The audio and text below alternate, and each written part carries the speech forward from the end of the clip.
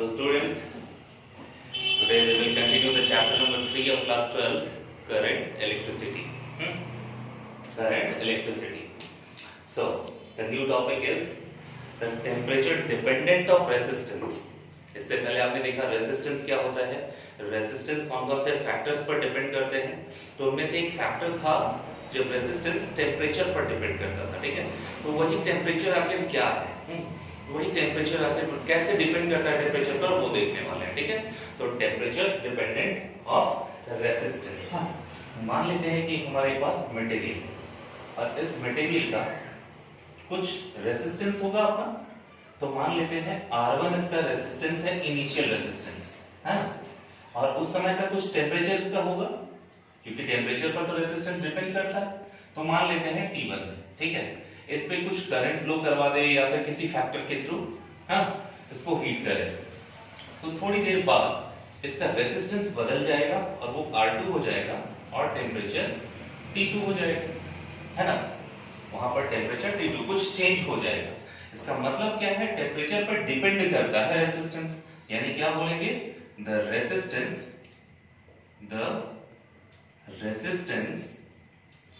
Varies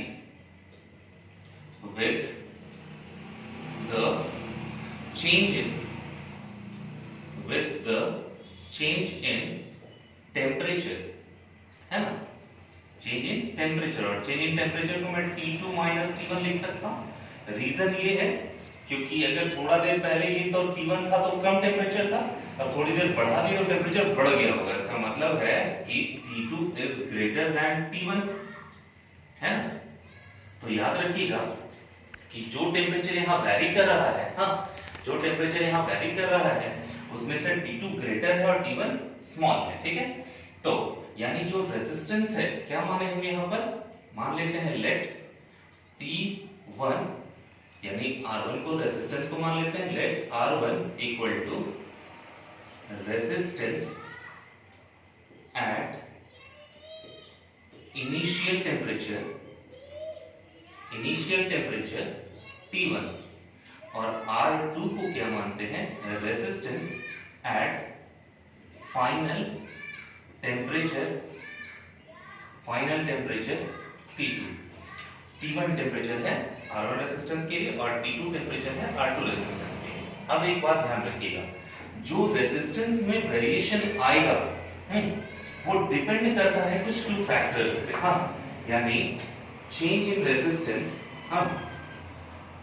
change in resistance is depends upon two factors, it depends upon, या तो direct लिख सकते हो proportional to, is directly proportional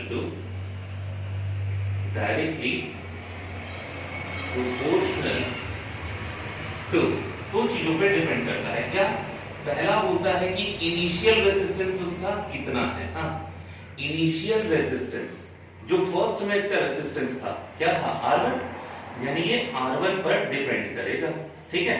इसका मीनिंग क्या हुआ, that is change in resistance R2 minus R1 directly depend है R1 पर, ठीक है, डायरेक्टली प्रोपोर्शनल है। और दूसरा फैक्टर है इसका, change in resistance is directly proportional to, second part number क्या है, चेंज इन टेम्परेचर पर, कि इसमें चेंज इन टेम्परेचर मतलब उसमें टेम्परेचर पर कितना वेरिएशन आया है। चेंज इन टेम्परेचर क्या था, T2 माइनस T1।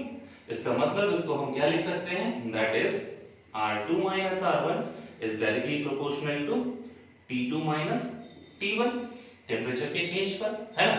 अब दोनों को कंबाइन कर दीजिए, तो इन कंबाइन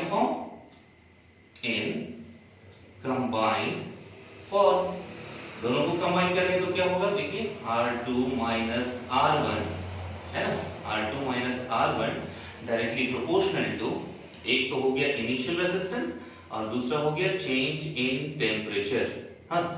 तो इस प्रोपोर्शनलिटी साइन को हटाते थे, कांस्टेंट से मल्टीप्लाई करते हैं, तो R2 minus R1 equal to, यहाँ पर जो प्रोपोर्शनलिटी कांस्टेंट है उसको मैं लिख रहा हूँ अल्फा, थोड़ा ख्याल रखिएगा, यही है अल्फा, ये वाला प्रोपोर्शनल का साइन है, ये अल्फा है, दिस इज R1 और ये है हमारा T2 माइनस T1। तो ये अल्फा क्या है भाई, इसी अल्फा को हम बोल रहे हैं, ध्यान दीजिएगा, इस अल्फा को हम क्या बोल रहे हैं, वेयर अल्फा जो है वो है टेम्परेचर, हाँ या तो कांस्टेंट बोल सकते हैं उसको, है क्या चीज, मेनली कांस्टेंट, और इसका नाम क्या है, इज नोन एज, इसका नाम क्या है, temperature coefficient, temperature coefficient of resistance of the material, है ना, जो मटेरियल है उसका टेम्परेचर कोफिशिएंट, है ना, इसी कांस्टेंट का नाम क्या है, temperature coefficient of resistance of the material, है। तो इसी अल्फा को हम क्या लिख सकते हैं, इसका मीनिंग क्या हो गया, R2 माइनस R1, या तो ऐसे लिख सकते हो, अल्फा डायरेक्ट यहीं से निकाल देते हैं, अल्फा इक्वल टू क्या हो जाएगा, alpha equal to R2 minus R1 by R2 minus R1 by initial resistance R1 और T2 minus T1, T2 minus T1, ये हो गया फॉर्मूला किसका, alpha, temperature coefficient of resistance, है ना।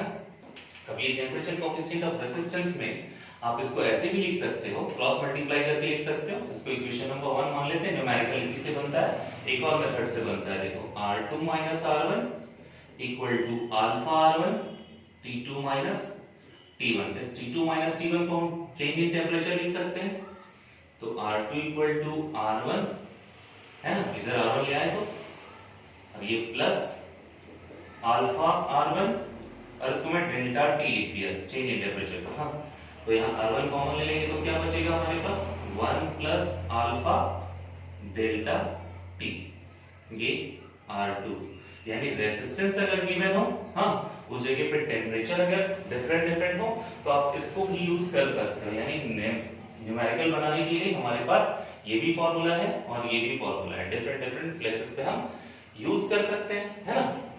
अब इनका कुछ कंडीशन देखते हैं, R2 का फॉर्मूला आ गया इस तरह से, और हम क्या कर रहे हैं, एक ग्राफ लेना चाहते हैं फॉर, हाँ, ग्राफ लेना चाहते हैं फॉर ये दोनों का, फॉर कंडक्टर, कंडक्टर के लिए क्या होता है, कंडक्टर को मोस्टली मेटल भी बोल सकते हैं, है ना। तो कंडक्टर में क्या होता है हमारे पास, अल्फा जो है वो पॉजिटिव होता है, ये 1 मार्क्स का क्वेश्चन भी है, ख्याल रखिएगा, अल्फा पॉजिटिव होता है, इसका मतलब R2 माइनस R1 भी पॉजिटिव होगा, हाँ, अल्फा पॉजिटिव कहने का मतलब ये दोनों भी पॉजिटिव, हाँ, और T2 तो ऑलरेडी ग्रेटर था इससे, तो ये तो पॉजिटिव क्वांटिटी ही देगा, तो R2 माइनस R1 ये भी पॉजिटिव होगा, और जब ये पॉजिटिव है इसका मतलब therefore R2 is greater than R1, और जब R2 ग्रेटर देन R1 है इसका मतलब क्या हुआ, हेंस R2 क्या था, रेजिस्टेंस बार वाला, मतलब बार वाला रेजिस्टेंस क्या हो गया, बढ़ गया, है ना, इसका मतलब क्या बोले, हेंस रेजिस्टेंस इंक्रीजेस, बढ़ गया, with rise in temperature, temperature बढ़ाने पर ये बढ़ गया, ठीक है। दूसरा फॉर इंसुलेटर, है ना, या तो फिर सेमीकंडक्टर के लिए देख लेते हैं पहले, फॉर सेमीकंडक्टर, सेमीकंडक्टर के लिए क्या होता है, अल्फा जो है वो नेगेटिव होता है, ठीक है, इसका मतलब R2 लेस देन होता होगा R1 से, नेगेटिव तभी हो पाएगा, और जब R2 लेस देन हो गया इसका मतलब क्या हुआ, रेजिस्टेंस डिक्रीजेस, कब, विथ राइज इन टेम्परेचर, है ना। इसका मतलब इन दोनों के बीच अगर हम ग्राफ बना लेते हैं, इसका कंडक्टर के लिए तो क्या होगा, कंडक्टर के लिए अगर ये रेजिस्टेंस है ना, ये टेम्परेचर है मान लेते हैं, और ये रेजिस्टेंस है मान लेते हैं, तो इन दोनों का ग्राफ कैसा होगा, ऐसा, क्यों, क्योंकि यहाँ पर R और T डायरेक्टली प्रोपोर्शनल हो रहा है, टेम्परेचर बढ़ा है तो रेजिस्टेंस भी बढ़ रहा है, तो ये डायरेक्टली प्रोपोर्शनल है। लेकिन यहाँ क्या है, रेजिस्टेंस डिक्रीज हो रहा है टेम्परेचर इंक्रीज करने पर, इसका मतलब कि रेजिस्टेंस और टेम्परेचर एक दूसरे के इनवर्सली प्रोपोर्शनल है। तो इनका ग्राफ कैसे होगा? ये मान लेते हैं T टेम्परेचर ऐसा है ना, x एक्सिस पे, और y एक्सिस पे हमारा क्या है? रेजिस्टेंस। तो ये कैसे इंक्रीज करेगा? ऐसे, इसका इनवर्सली प्रोपोर्शनल का ग्राफ ये है ना। और तीसरा फॉर इंसुलेटर, इंसुलेटर के केस में क्या होगा? अल्फा जो होता है वो 0 हो जाता है ना। जब अल्फा 0 हो जाएगा तो यहाँ देखिए अल्फा अगर 0 हो गया तो टोटल टर्म 0, तो R2 R1 इक्वल टू 0, तो R2 इक्वल टू R1 हो जाएगा। यानी यहाँ दोनों केसेस क्या है? R1 इक्वल टू R2 हो जाएगा। जब रेजिस्टेंस जो था वही रह गया, इसका मतलब क्या है? इसका ग्राफ अगर देखेंगे तो कैसा आएगा? ये टेम्परेचर T ये इंक्रीज हो रहा है x एक्सिस में, और ये y एक्सिस में है ना, और ये टेम्परेचर की जगह रेजिस्टेंस हो जाएगा। अब इनका ग्राफ कैसा होगा? ऐसा, मतलब नो वेरिएशन, टेम्परेचर बढ़ते चला जा रहा है, रेजिस्टेंस में कोई बदलाव नहीं हो रहा है ना।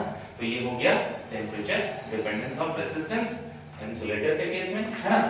तो ये हमारा ग्राफ हो गया तीनों का। चलिए ये